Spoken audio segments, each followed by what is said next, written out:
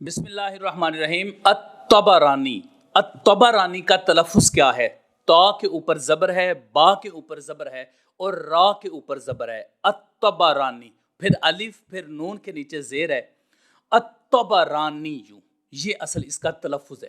اب یہ تلفظ کس نے بیان کیا ہے؟ سب سے پہلے امام سمعانی رحمہ اللہ نے اپنی کتاب الانساب میں اس کا تلفظ بتایا۔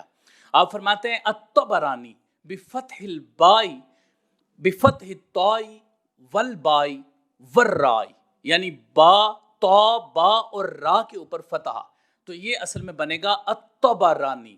اسی طرح امام ابن اسیر جزری رحمہ اللہ نے بھی یہی تلفظ بیان کیا ہے، بفتح الطائی والبائی والرائی، یعنی تا، با اور را کے فتح کے ساتھ۔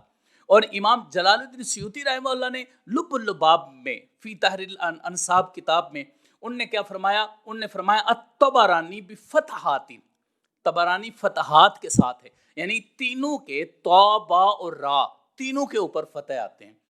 تو اس حوالے سے اگر دیکھا جائے تو اس کا جو محدثین کرام نے اس کا جو اعراب بتایا ہے وہ ہے تا، با اور را کے اوپر زبر، الطبرانی، یہ اصل میں تلفظ ہے۔ بعض احباب اس کو طبرانی پڑھتے ہیں، یہ درست نہیں ہے، یہ طبرانی نہیں ہے اور نہ ہی طبرانی ہے، بلکہ تینوں کے اوپر فتح ہوگا، الطبرانی۔ اب یہ جو نسبت ہے، یہ نسبت کس کی طرف ہے؟ امام طبرانی جو بہت ہی مشہور محدث ہیں، حافظ الحدیث ہیں، کثرت کے ساتھ اسفار کرنے والی شخصیت ہیں، ان کی طرف جو منسوب ہے، ان کے علاوہ بھی بہت زیادہ ایسے ائمہ محدثین کرام موجود ہیں جن کی طرف یہ نام منسوب ہے، اس کا میں ذکر کروں گا۔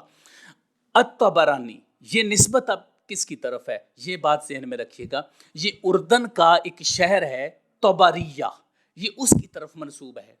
اب بعض احباب یہ بھی کہتے ہیں کہ طابران لفظ کی طرف منسوب ہے طبرانی، تو یہ بات ذہن میں رکھیے گا، جو طابران لفظ ہے یہ ایران کا شہر ہے طابران، اس کے بھی جو رہنے والے لوگ ہیں وہ بھی اپنے آپ کو طبرانی کہتے ہیں، لیکن وہ طابرانی سے پھر الف کو حذف کر کے طبرانی کہتے ہیں۔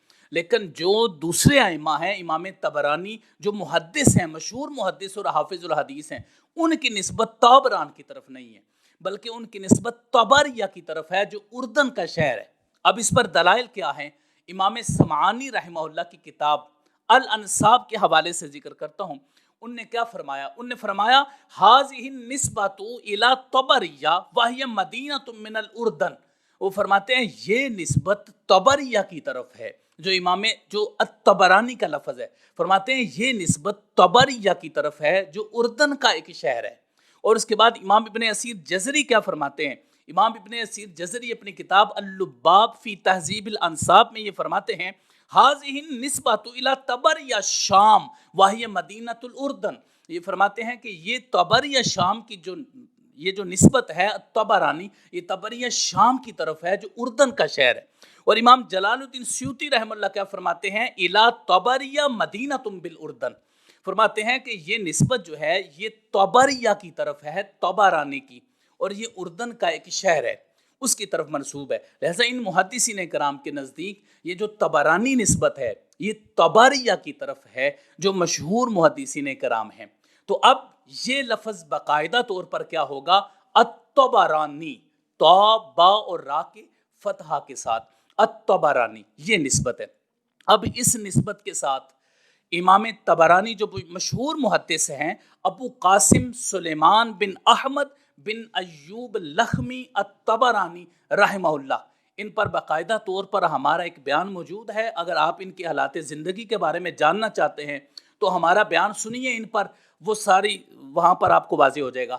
تو یہ بہت ہی بڑے امام اور محدث، امام المحدثین، امام ابو جعفر الطحاوی رحمہ اللہ کی شاگرد ہیں، امام ابو القاسم سلیمان بن احمد الطبرانی رحمہ اللہ۔ آپ نے بہت زیادہ خدمات سر انجام دی ہیں۔ آپ کی جو مشہور کتاب ہے ان میں معاجم ثلاثہ ہیں، یعنی المعجم الکبیر، المعجم الاوسط اور المعجم الصغیر، یہ تقریباً 70,000 کے قریب احادیث پر مشتمل یہ تینوں کتابیں ہیں جو امام طبرانی رحمہ اللہ کی بہت بڑی خدمت ہے۔ تو یہ جو نسبت ہے الطبرانی، یہ امام طبرانی رحمہ اللہ کی طرف ہے۔ یعنی ان کی نسبت اس شہر کی طرف ہے جس کا نام طبریہ ہے۔ اس کے علاوہ اور کون سے لوگ ہیں جو اس نام سے جانے پہچانے جاتے ہیں؟ ایک ابو العباس ولید بن سلمہ طبرانی جو اردن کے قاضی اور فقیہ رہ چکے ہیں، وہ ہیں۔ پھر اس کے بعد ابو الفضل صالح بن بشر الطبرانی، ابو الفرج محمد بن ابراہیم الطبرانی، ابو الفرج محمد بن سعید الطبرانی اور ابو الحسین علی بن اسحاق، یہ بھی طبریہ کے قاضی رہ چکے ہیں۔ تو ان کی نسبت ہے طبرانی کی طرف، اور ان میں جو حدیث کے امام جس طرح ہم نے بتایا ہے وہ امام ابو القاسم الطبرانی رحمہ اللہ۔